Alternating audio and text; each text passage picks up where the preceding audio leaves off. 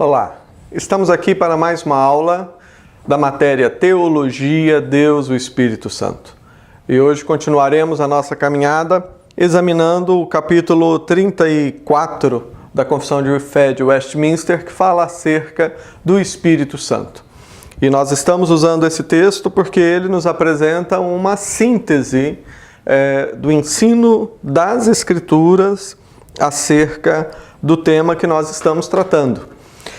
Gostaria que você tivesse em mãos a sua Bíblia. Se você não trouxe Bíblia, se assente perto de alguém que tenha, porque nós vamos examinar vários textos. Como eu disse anteriormente, nós não estamos lendo textos bíblicos a toda hora, porque senão nós não conseguiríamos falar de todos esses aspectos da obra do Espírito Santo com o tempo que nós temos disponível. É claro que aquilo que nós estamos falando está fundamentado no entendimento que nós temos das Escrituras.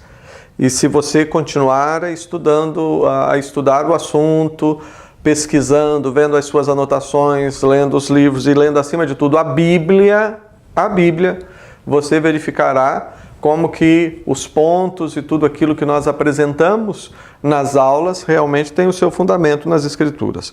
Mas hoje nós leremos o parágrafo 3º aqui do capítulo que estamos examinando e vamos também examinar vários textos das Escrituras. Por isso eu estou falando, se você não trouxe a sua Bíblia hoje, se achegue a alguém que tenha a Bíblia para que todos possam acompanhar.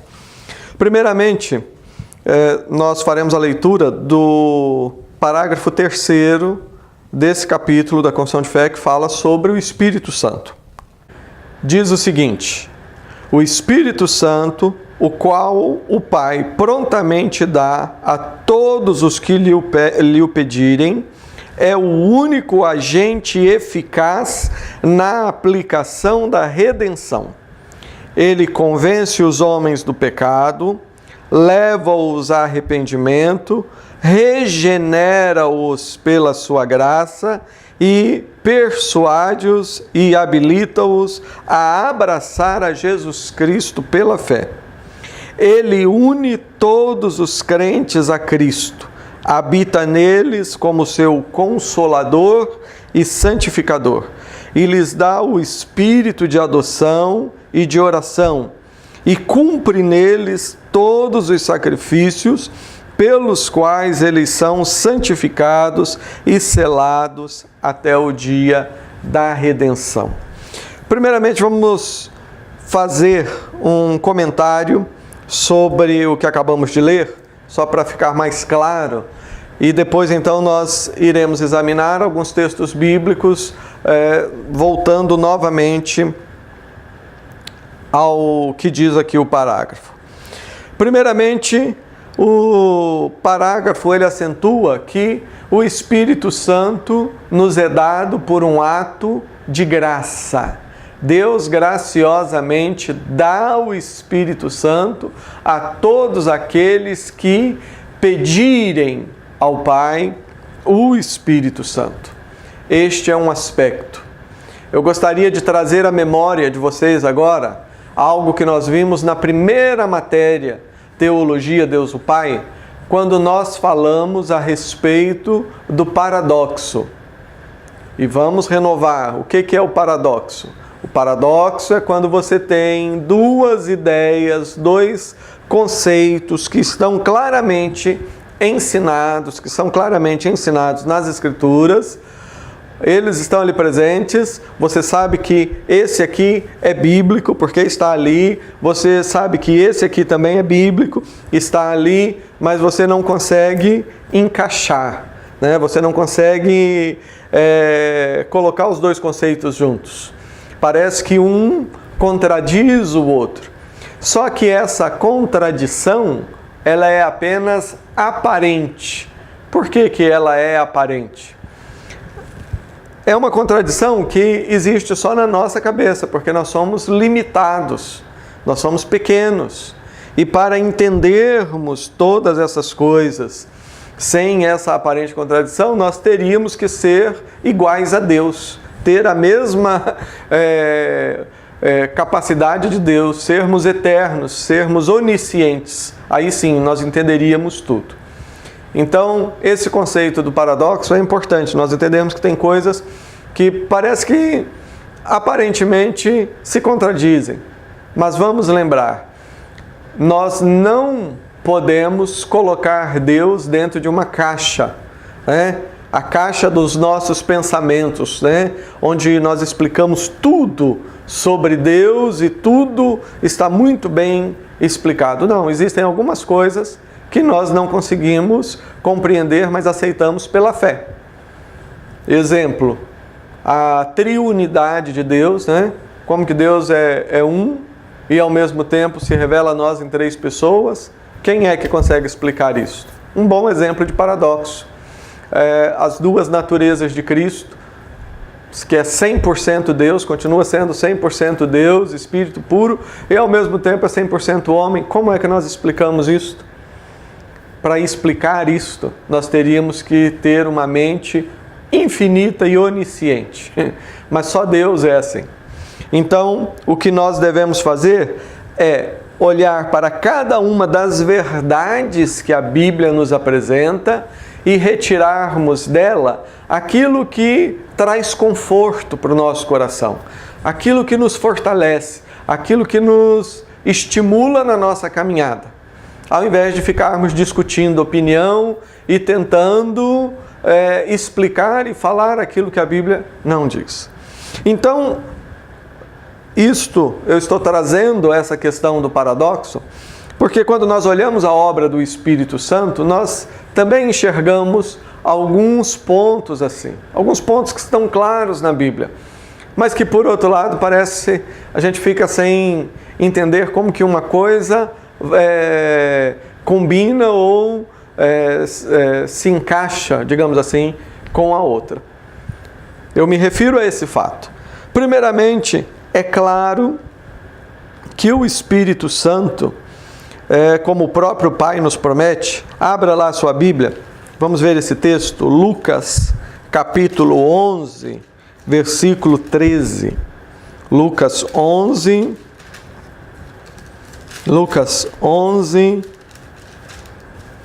versículo 13.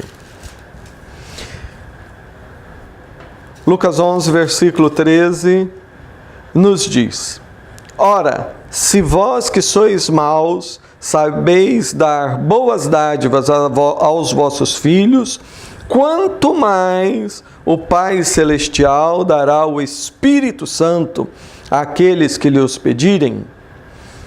Este texto você conhece, é o texto no qual Jesus incita, estimula aos discípulos e a nós a estarmos colocando as nossas necessidades diante de Deus. E Jesus diz, pedi e dar-se-vos-á, buscai e achareis, batei e abrir-se-vos-á, porque todo aquele que pede recebe, o que busca encontra, e a quem bate abrir-se-lhe-á.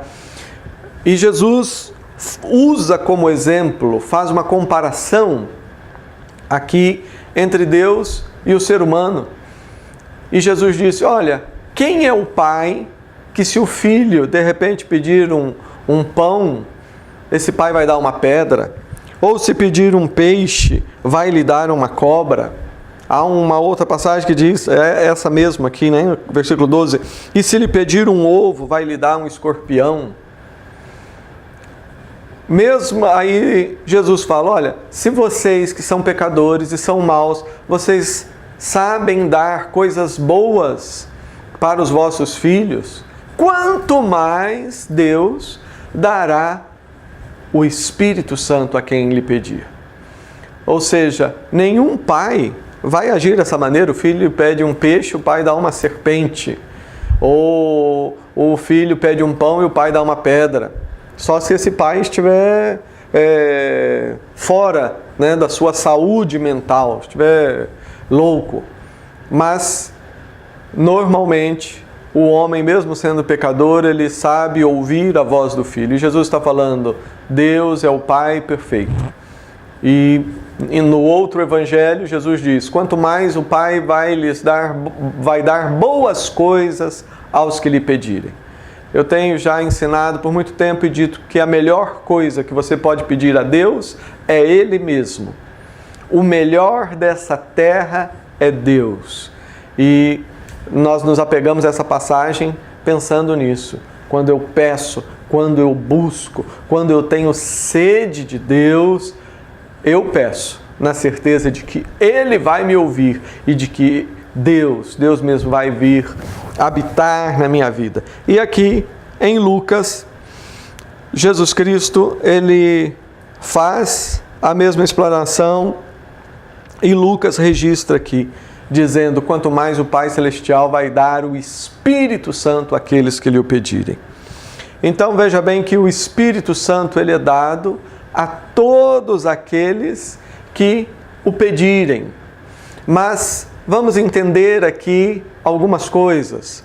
Primeiramente, como nós veremos aqui na sequência, o Espírito Santo é o único agente eficaz na aplicação da redenção. É o único agente eficaz na aplicação da redenção. Em outras palavras, é o Espírito Santo quem nos salva. É Ele quem aplica a obra da salvação, da redenção em nós.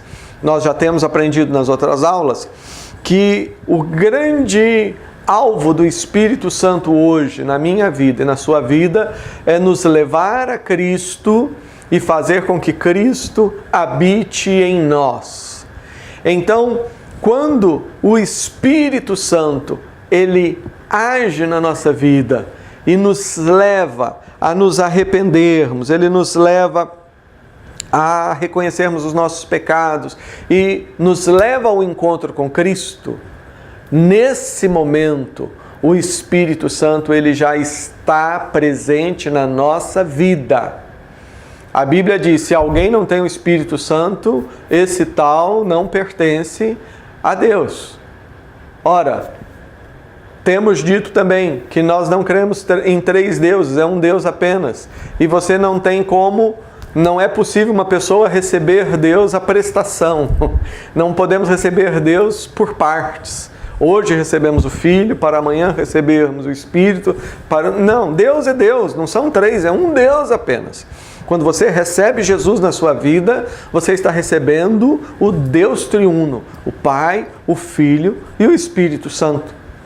Agora, nós veremos ao final da aula um texto que fala que o Espírito Santo, ele é o selo da nossa salvação. Ou seja, quando você recebe Jesus como Salvador, você recebe o Espírito Santo como uma marca que ninguém arranca, uma marca que mostra que você pertence a Deus. A Bíblia também nos ensina, Paulo escreve lá no livro de Filipenses, que aquele que começou a boa obra em nós vai completar até o dia de Cristo Jesus. Ou seja, quando o Espírito Santo trabalha em nós e nós recebemos aquele selo, significa que Deus começou a boa obra. E Deus nunca deixa uma obra pela metade. Vou repetir. Deus nunca deixa um trabalho pela metade. Quando Ele começa, Ele completa. Então, nós recebemos aquele selo e Deus continua trabalhando na nossa vida e ninguém pode arrancá-lo nos arrancar das mãos de Deus e nem nós mesmos conseguimos fugir das mãos de Deus. Porque se você é filho de Deus realmente, ainda que você, por falta de vigilância, cair no pecado, etc., pode ter certeza que Deus, por te amar, Ele vai disciplinar você. E aí, terrível coisa cair nas mãos do Deus vivo. Ou seja, como um pai amoroso, Ele nos disciplina. Muitas vezes vem o sofrimento, vem a provação, até que o filho que se afastou, a semelhança daquela história do filho pródigo, depois de experimentar a dor e a angústia, ele volta para o Pai. Deus, ele começa e termina. E como nós aprendemos também no livro de Jó, quando Jó disse, agora sei que nenhum dos teus planos pode ser frustrado. Deus, ele não se frustra. Ele não é frustrado no sentido de começar a fazer uma obra e depois ter a angústia, a tristeza de ver que aquilo não deu certo. Começou a trabalhar na vida de alguém, mas aquela pessoa se perdeu. Não. Deus é um Deus que age. Deus é um Deus que trabalha. E como eu falei no início da aula, não tente explicar tudo a respeito de Deus, né?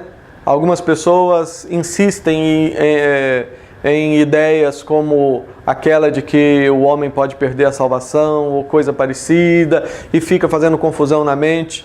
Faça o seguinte, tenha a humildade de saber que você é uma criatura, você não é Deus, eu não sou Deus.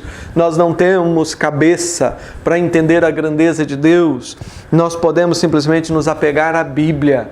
E o que Deus nos fala na Bíblia, Ele nos fala exatamente para o nosso conforto. Então Lucas nos diz que se nós pedirmos o Espírito Santo, Deus nos dá. Porque eu já recebi o Espírito Santo. No dia em que o Espírito Santo agiu na minha vida e me abençoou para que eu tivesse a minha experiência com Jesus Cristo, a partir desse dia o Espírito Santo já está presente na minha vida como um selo que mostra que eu sou propriedade de Deus. Agora, uma outra coisa que a Bíblia nos fala é sobre uma vida cheia do Espírito Santo, plenitude do Espírito Santo. Já tivemos uma aula sobre isso, falando sobre a vida cheia do Espírito Santo. A Bíblia fala que nós podemos entristecer o Espírito Santo através das nossas ações. Podemos apagar o Espírito, não no sentido de tirar o selo, né? Porque é Deus que sela e quem somos nós para desfazer aquilo que Deus faz. Mas apagar no sentido de que se você começa a resistir o Espírito Santo, por exemplo, vamos pegar um exemplo mais que faça parte do dia a dia. Você está sendo, nós estamos sendo, apenas um exemplo, sendo tentados em uma determinada área. E o Espírito Santo está nos alertando no nosso coração, para não cometermos aquele pecado. Mas nós vamos resistindo e cometemos aquele pecado uma vez. Com isso o Espírito Santo vai se entristecendo e nós nos sentimos tentados de novo. O Espírito Santo age, mas nós vamos resistindo. E o que acontece? Por fim, é como se nós estivéssemos apagando. Chega aquele momento em que o Espírito Santo ele se silencia. E nós então corremos aquele risco sério de nos afastarmos do Senhor e termos que passar pelo doloroso processo da disciplina. Então veja só, é uma questão de ser inteligente. Se eu sei que nem eu consigo sair das mãos de Deus, aleluia por isso, Ele me ama com amor eterno, como diz a Bíblia. Se eu sei disso, e se eu sei que nada vai fazer com que eu perca a salvação, isso não vai ser um motivo, uma razão para eu sair fazendo coisas erradas. Não, porque o Espírito Santo está trabalhando no meu coração ama a Deus, eu não amo mais o pecado. E eu disse, é uma questão de ser inteligente. Eu sei que nada vai me afastar das mãos de Deus e se eu insistir em ir, Deus vai deixar eu ir, vai permitir que eu faça coisas que o desagrade, mas depois Deus vai usar de mão forte, vai me disciplinar, muitas vezes de uma forma muito dolorida, para me trazer para Ele. Então, seja inteligente, para que sofrer? Para que sofrer? Ao invés de ficarmos resistindo ao Espírito Santo, vamos tomar posse dessa bênção aqui de Lucas 11:13 e vamos pedir todo dia, Pai, me dê o Espírito Santo. Espírito Santo, viva em mim, encha a minha vida. Espírito Santo, eu quero ter uma vida de plenitude, eu quero mais e mais e mais. Deus é um Deus que não mente, Deus ele não engana. Então ele disse, ele prometeu, peça e você vai receber. Peça o Espírito Santo.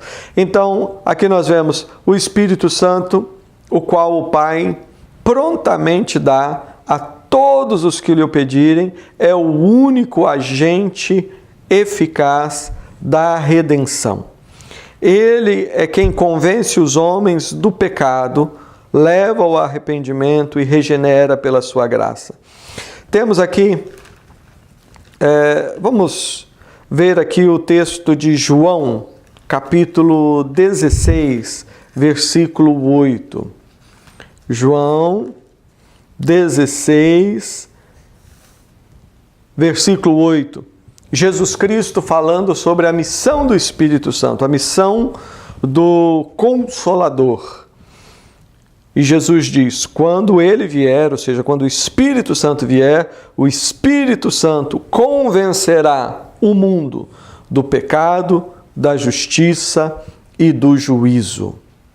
O que significa para nós aqui afirmarmos que o Espírito Santo é quem convence o mundo do pecado, da justiça e do juízo? Veja bem, convencer do pecado significa que é o Espírito Santo que nos faz entender que nós somos pecadores. Ele que nos faz entender. E para nos fazer entender, continua lá, ó. Eu estou aqui, você já percebeu, a minha Bíblia está aqui. Põe lá o seu dedo, marcando João 16, porque nós vamos voltar, e vai com a sua Bíblia lá em Efésios. Efésios, capítulo 2. Olha aqui, ó. Efésios, capítulo 2, versículo 1. Diz, Ele vos deu vida, estando vós mortos nos vossos delitos e pecados, nos quais andaste outrora, segundo o curso deste mundo, segundo o príncipe da potestade do ar, do espírito que agora atua nos filhos da desobediência, entre os quais também todos nós andamos outrora, segundo as inclinações da nossa carne, fazendo a vontade da carne e dos pensamentos, e éramos por natureza filhos da ira, como também os demais. Presta atenção no 4. Mas Deus, sendo rico em misericórdia, por causa do grande amor com que nos amou, e estando nós mortos em nossos delitos, nos deu vida juntamente com Cristo. Pela graça sois salvos. Pela graça sois salvos. E juntamente com Ele nos ressuscitou e nos fez assentar nos lugares celestiais em Cristo Jesus, para mostrar nos séculos vindouros a suprema riqueza da sua graça, em bondade para conosco, porque é pela graça que sois salvos mediante a fé, e isso não vem de vós, é dom de Deus, não vem de obras, para que ninguém se glorie, pois somos feituras dele, criados em Cristo Jesus, para as boas obras, aos quais o Deus de antemão preparou para que andássemos nela. Então, nós estamos aqui, espero que você esteja aqui com igual eu fiz, né? Coloquei meu dedo lá em João e daí abri aqui em Efésios. Aqui em João nós lemos que ele convencerá o mundo do pecado. E aqui em Efésios nós temos uma afirmação de que Deus, e aqui envolve a ação do Espírito Santo, é Ele quem dá vida ao homem, enquanto esse homem está morto nos seus delitos e pecados. Então, o Espírito Santo é quem aplica a obra da salvação em nós. Como é que ele convence o ser humano do seu pecado? Ele primeiramente coloca vida no coração do ser humano. Agora, isso é muito interessante porque você consegue falar com uma pessoa que esteja morta? Falar assim, você falar e ela te ouvir, e ela te responder, e etc. Não. O morto, ele está morto. A Bíblia, aqui ela diz que sem Jesus nós estamos mortos. Há algumas pessoas que dizem, não, aqui morto não é um morto morrido. Não, aqui é uma pessoa muito doente, quer dizer que você ainda consegue responder ao que Deus fala para você. Não é isso que a Bíblia está falando. A Bíblia não está falando que estando vós muito doentes, não, morto, morto. A língua grega, a língua que foi escrita o Novo Testamento, ela é riquíssima. Haveria aqui muitas maneiras do autor usar essa ideia do muito doente. Teria muitas maneiras, mas ele foi claro, usou a palavra morto. E, como eu falei, nós não conseguimos conversar com um morto. Então, o processo da salvação, é por isso que aqui diz que o Espírito Santo ele é o agente eficaz na aplicação da redenção. Ou seja, tudo o que precisava para nós sermos redimidos, para nós sermos salvos, ocorreu lá na eternidade, quando Deus nos amou com amor eterno, Deus estabeleceu uma aliança, um compromisso conosco, quando nós nem tínhamos sido, nem havíamos nascido, Deus nem havia criado nada. A Bíblia nos diz que Cristo foi entregue por nós antes da fundação do mundo e, enfim, tudo aquilo que era necessário para a nossa salvação foi preparado por Deus desde a eternidade. Agora, quem aplica, e Jesus Cristo morreu há uns 2000 anos atrás, lá em Jerusalém, como nós lemos aqui nos Evangelhos, mas nós somos salvos a partir do momento em que o Espírito Santo de Deus, ele pega, vamos dizer assim, toda essa riqueza da obra de Cristo e aplica ela na nossa vida. Aí tem o aspecto pessoal da salvação. Uma coisa é Deus providenciar, vamos dizer, todo o remédio, toda a solução necessária para a nossa salvação. Mas nós continuamos mortos. Outra coisa é agora quando Deus ele pega essa provisão e aplica na nossa vida. É sobre isso que Efésios está falando. É o Espírito Santo que nos dá vida quando nós estamos mortos. E aí, então, nós começamos a entender que somos pecadores.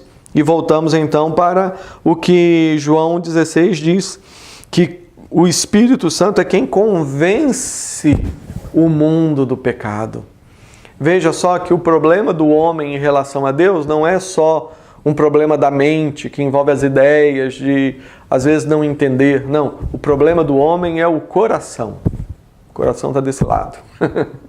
É o coração, certo? E aqui, logicamente, não é o órgão que nós temos aqui, o coração. Quando nós falamos em coração, é o ser mais íntimo, é a sua vontade. Ou seja, lá no nosso íntimo existe uma rebelião contra Deus. É assim que a Bíblia descreve o homem. O homem, sem Jesus, ele está morto, ele é inimigo de Deus e ele é escravo do pecado. Ou seja, essa situação ela não muda sem uma interferência direta de Deus. A primeira coisa que o Espírito Santo faz é colocar vida.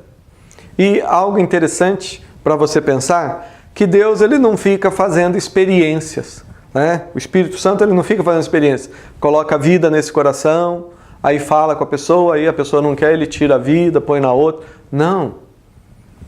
Lembra de Filipenses? Aquele que começou a boa obra em vós vai completar essa obra até o dia de Cristo Jesus. Quando é que Deus começa essa obra em nós? É nesse momento que nós chamamos de regeneração. Nós somos gerados de novo. É o momento invisível, maravilhoso, precioso, no qual o Espírito Santo coloca vida nos nossos corações. E, como nós lemos, Deus ele não deixa nada pela metade. Ele começou, e se ele começou, ele conclui. Quando que é a conclusão? O início na nossa vida é quando o Espírito Santo põe em vida. Aí vem o arrependimento, vem novo nascimento, vem conversão, vem santificação, vem toda aquela transformação que o Espírito Santo faz até o glorioso dia onde nós passamos pela glorificação, que é o momento final, lá na consumação, quando nós vamos ser apresentados perante Deus, onde Deus vai nos apresentar perante Ele, o que mostra que é uma obra toda de Deus, né? Deus não vai ficar esperando que nós nos apresentemos. Ele, diz a Bíblia, Ele vai nos apresentar perante Ele, santos, inculpáveis, irrepreensíveis. Olha que grande obra Deus tem para fazer nas nossas vidas. Quando eu olho para a minha vida, eu penso, olha, eu estou ainda tão longe de poder dizer, olha, eu sou santo, eu sou inculpável, eu sou irrepreensível. Eu sou santo já porque eu fui separado, mas eu ainda estou sendo santificado. Dia a dia o Espírito Santo está me separando. Mas vamos pensar essa palavra, irrepreensível. Uma pessoa que ninguém é capaz de olhar e ver alguma coisa para dizer, ó, essa pessoa é irrepreensível. Se você estava aí pensando que, olha, eu sou irrepreensível, então lembra lá de João, quando ele diz, ó, se você fala que não tem pecado, você é mentiroso. Então você já deixou de ser irrepreensível, só de pensar que é irrepreensível. Né? Ou seja, nós pecamos por atitudes, ações, nós pecamos por palavras, nós pecamos por pensamentos, nós pecamos por intenção do coração e a Bíblia diz, aquele que sabe que deve fazer o bem e não faz, nisso está pecando. E então, mas o Espírito Santo, ele nos salva, como nós vimos em Efésios, né? Ou seja, Deus ele manifesta a sua graça em nós, nas nossas vidas, e nos salva, e a salvação é graça, é graça. Porque, como eu falei, nós pecamos por atitudes, por palavras, por pensamentos, por intenção, e quando deixamos de fazer o que é certo. Então, se dependesse de nós, quando é que nós iríamos merecer a salvação? Está cheio de gente aí vivendo uma vida de religião, achando que um dia ele vai merecer. Né? Tem até aqueles que pensam que vai morrer e vai voltar e vai ter 300 mil vidas para poder fazer o suficiente. É um engano, é um engano. Não é assim que a salvação ocorre. É o Espírito Santo que aplica a obra da redenção. E ele aplica nos convencendo do nosso pecado. Diz aqui, convence também da justiça. Então ele nos leva ao arrependimento. Arrependimento não é só ter medo das consequências. Ó, fiz isso aqui errado e eu posso ser punido. Não, arrependimento é quando eu me dou conta da santidade de Deus. Porque a justiça de Deus, que é severa, digamos assim, a justiça de Deus tem como fundamento a sua santidade. A justiça de Deus é por meio da justiça de Deus que Ele expressa até a sua ira. Mas mesmo a ira de Deus tem como fundamento a sua santidade. A ira de Deus, a justiça de Deus é a resposta correta, adequada de Deus para o problema do mal. Seja o mal que tomou conta de 1/3 dos anjos, seja o mal que está presente na humanidade por causa do pecado, a justiça de Deus, ela tem como base a santidade de Deus. O Espírito Santo é que faz essa grande obra. Nós podemos falar com as pessoas de forma responsável, firmado na Bíblia, procurando ouvir, aprender, como vocês estão fazendo nesse curso e vão continuar a partir de agora, estudando mais para falar de Deus de forma responsável, mas essa grande obra é o Espírito Santo, à medida que você vai. Aliás, é o Espírito Santo que nos pega e nos arrasta para perto da pessoa e às vezes abre a nossa boca e nos faz falar, certo? mas é Ele quem age no coração da pessoa, colocando vida, colocando o entendimento, produzindo arrependimento, convence o homem do pecado, persuade esse homem e o habilita a crer em Cristo, a crer no Evangelho. É o Espírito Santo quem convence esse homem da justiça, ou seja, faz com que ele entenda que o seu pecado é um pecado contra a própria santidade de Deus. É o Espírito Santo quem convence o homem do juízo, que faz com que o ser humano comece a ter uma outra visão da vida. Tem pessoas que vivem como se a vida fosse nada. Ah, vou morrer, vou virar poeira, tanto faz como tanto fez, não me importa. O Espírito Santo nos faz entender que nós fomos criados à imagem e semelhança de Deus. Fomos criados para manifestar a glória de Deus. Fomos criados como filhos amados. Que grandiosa é essa obra do Espírito Santo na nossa vida. É o Espírito Santo que nos faz compreender que nós fazemos parte da família de Deus. Nós fazemos parte dessa família. Nós somos realmente filhos de Deus. Aqui o texto de 1 Coríntios 12, 13. 1 Coríntios 12, 13 nos diz: pois em um só Espírito todos nós fomos batizados em um corpo, quer judeus, quer gregos, quer escravos, quer livres, e a todos nós foi dado beber de um só Espírito. As divisões que às vezes ocorrem em igrejas locais, que há uma diferença entre a igreja local, a igreja visível e a igreja corpo vivo de Cristo, certo? Às vezes, nessas igrejas, nas comunidades, nós vemos com tristeza algumas que se dividem e colocam a culpa no Espírito Santo. Como assim? Alguns dizem, não, nós estamos separando porque esse grupo não tem o Espírito, nós queremos, e etc. E eu me lembro que alguém, uma vez, disse o seguinte: olha, pastor, falando não comigo, mas com uma outra pessoa que deu esse testemunho, alguém disse para ele: pastor, o Espírito Santo fez uma obra tão maravilhosa lá na nossa igreja que nós dividimos a igreja. E a resposta daquele servo de Deus tão experiente, ele ouviu com paciência e depois respondeu.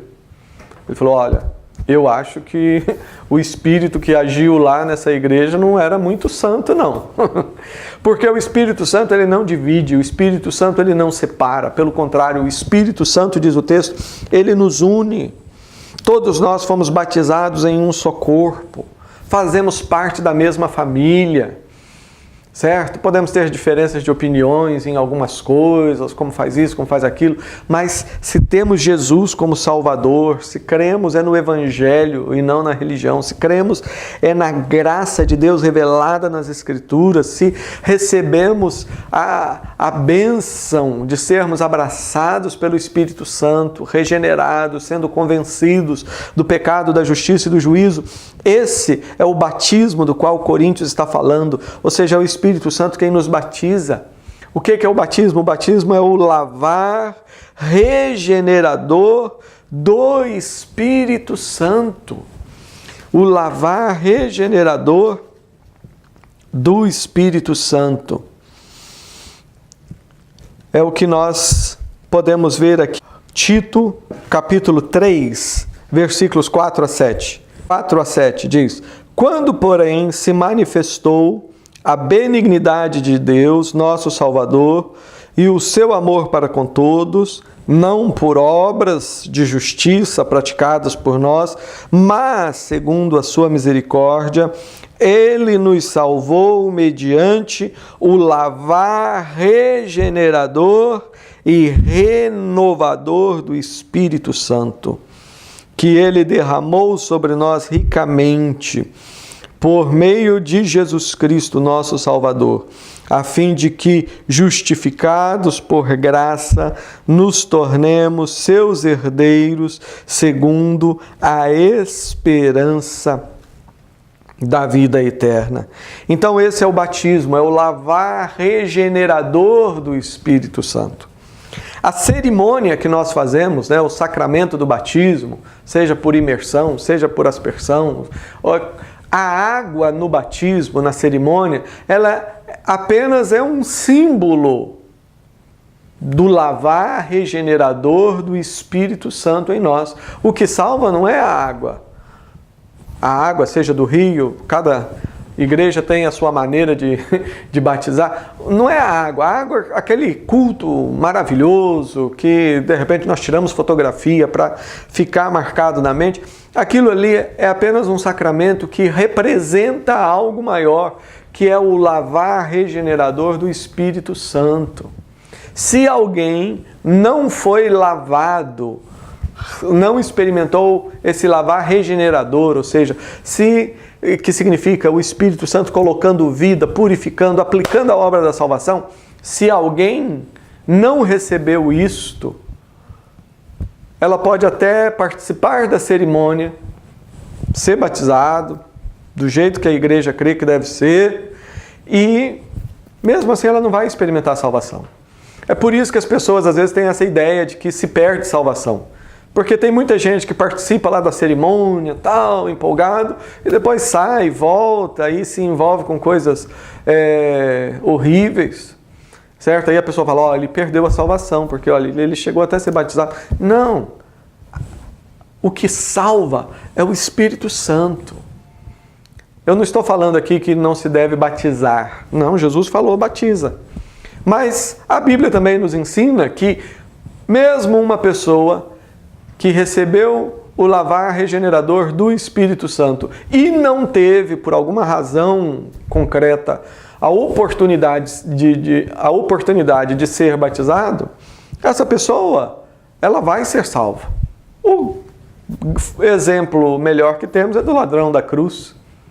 Ele olhou e falou, Senhor Jesus, lembra-te de mim quando entrares no teu reino. E Jesus falou, hoje você vai estar comigo no paraíso. Aquele ladrão, pregado na cruz, ele não pôde ser batizado, porque quando tiraram ele de lá, ele já estava morto. Se ele não tivesse morrido, possivelmente ele seria batizado, mas ele experimentou o verdadeiro batismo. Ele experimentou ali na cruz o lavar regenerador do Espírito Santo que nos une em um só corpo. Nós poderíamos aqui gastar horas e horas falando desses textos maravilhosos. Eu estou aqui apenas colocando diante de você algumas verdades principais, alguns conceitos principais para que isso mexa com a sua mente, mexa com o seu coração e você acorde e fale, olha, tem mais na Bíblia para eu aprender. Eu quero ler. Mas eu quero encerrar essa aula, que já é a nossa penúltima aula, a próxima já será a aula final. Mas veja só o que nos diz Efésios capítulo 4, versículo 30. Efésios 4, versículo 30. Efésios 4, versículo 30, nos diz: e não entristeçais, nós já falamos sobre essa coisa de entristecer o Espírito Santo, mas eu quero destacar é a segunda parte do versículo. E não entristeçais o Espírito Santo, no qual fostes selados para o dia da redenção. O Espírito Santo é este selo, é essa marca, a marca da aliança, a marca que nós somos propriedade de Deus. Nos tempos antigos, os reis, eles possuíam um selo, uma marca. Então, quando Vamos imaginar um rei fazia uma compra, comprava, digamos, de alguém ou de uma outra nação, uma quantidade, vamos imaginar, de madeira. Dizem os estudiosos que após fazer essa compra, alguém ia lá e marcava, colocava o selo do rei sobre aquela madeira, né? Aquilo que ele havia comprado. E o selo significava duas coisas. Significava que aquilo era propriedade do rei e também era a garantia de que o rei iria buscar aquilo que lhe pertencia. Olha que coisa maravilhosa! E assim estamos encerrando essa aula com essa palavra tão boa. Quando a Bíblia diz que o Espírito Santo é o selo de Deus na nossa vida. E esse selo do Espírito Santo que vem sobre nós, não pelas obras da carne, pelo merecimento, pela religião, pelos rituais, mas vem através da graça, para que ninguém se glorie diante de Deus. Esse selo do Espírito Santo, a presença do Espírito Santo na nossa vida, tem também esses dois significados. Significa, primeiramente, que nós pertencemos a Deus.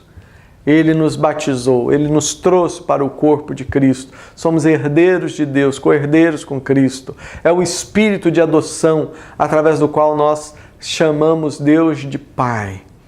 Então, tem essa função de falar que nós pertencemos a Deus e tem também esse significado maravilhoso de nos dar a certeza de que, sendo propriedade de Deus, podemos estar certo que Ele virá nos buscar.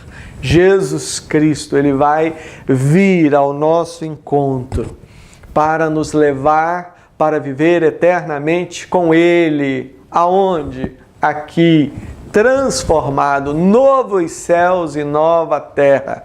E o paraíso, que hoje é um paraíso provisório, né?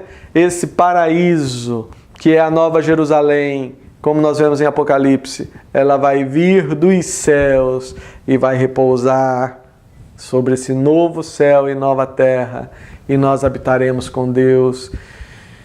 E só o coração grande e maravilhoso de Deus para saber todas as coisas que Ele tem preparado para nós. Deus, o Espírito Santo.